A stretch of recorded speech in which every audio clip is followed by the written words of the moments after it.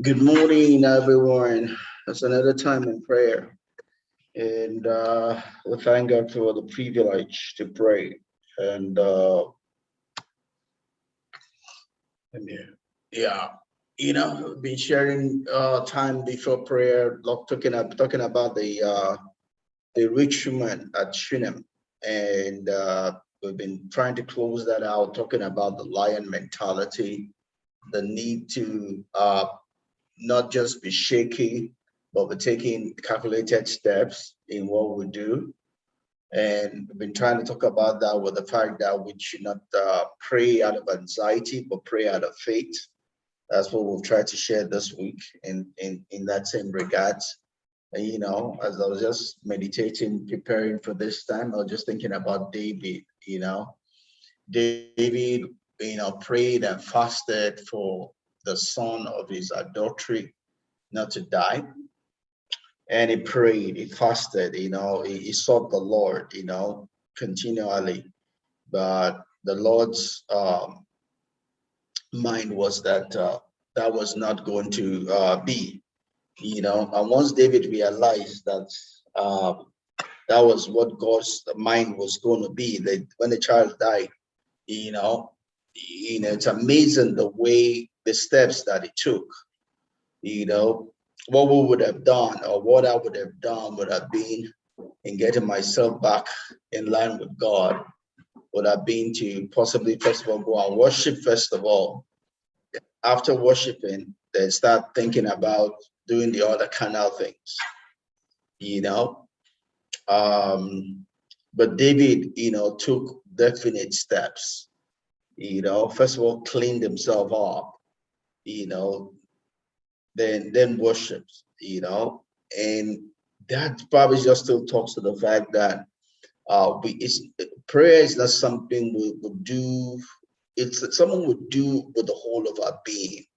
Just something we come just to pray because we feel like praying, but someone will come into calculated, knowing why we're coming, how we come, what we want, and how we think we're going to get it, as it were, in the presence of God. All I'm alluding to in all of this sharing is that, we should not come into the place of prayer out of fear, out of anxiety, but with a heart established in faith. No, we're trying to change the way anybody prays, but I'm just trying to say the spirit that drives us into the place of prayer, the spirit that keeps us in the place of prayer, and the spirit will take away from the place of prayer has to be a spirit of faith, right? Uh, we can have anxieties as we come into the place of prayer, but the intent and the purpose and the goal in praying is to kill that anxiety. So we should leave that anxiety in the presence of God, right? Like David and the Israelites, they were scared when the Egypt was closing in on them, right? But the result of seeking the Lord is the word stand still, and you will see the salvation of the Lord, right? They came to God from a place of anxiety, but then they did not leave with the same anxiety. Goes back to what Matthew 11, I believe that's 11:28, where Jesus Christ says, "Come unto me, all ye that are heavy, and all ye that are burdened and heavy laden." Right? We don't come to Him burdened and heavy laden and leave back with the burden and heavy laden. We would drop our laden, we drop our burden at His feet. That's what the intent of prayer is. Prayer is a place whereby I will give our cares unto Him. We don't pray for the sake of prayer.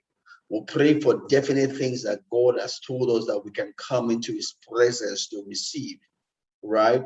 First Peter 5:7 says, "Cast your cares upon me," right? So when I come into the place of prayer, it's a place where all the cares of my worry, I leave it at His feet. If I take caring after I finish praying, then I've not truly prayed. I've probably not prayed through. But the whole essence of praying is to be able to leave my cares at His feet, so that when I leave Him, I'm living in faith, knowing that He's taking care of my cares. Because if I'm still caring about them, then I've not left it at His feet. And if I've not left it at his feet, he cannot care for them. That means I'm struggling. For as long as I'm holding on to my cares, he cannot hold them to me, take care of them for me. Right? It's just that place of re-emphasizing that when we come in, the way we come into the place of prayer should be different from the way we leave. But let's pray.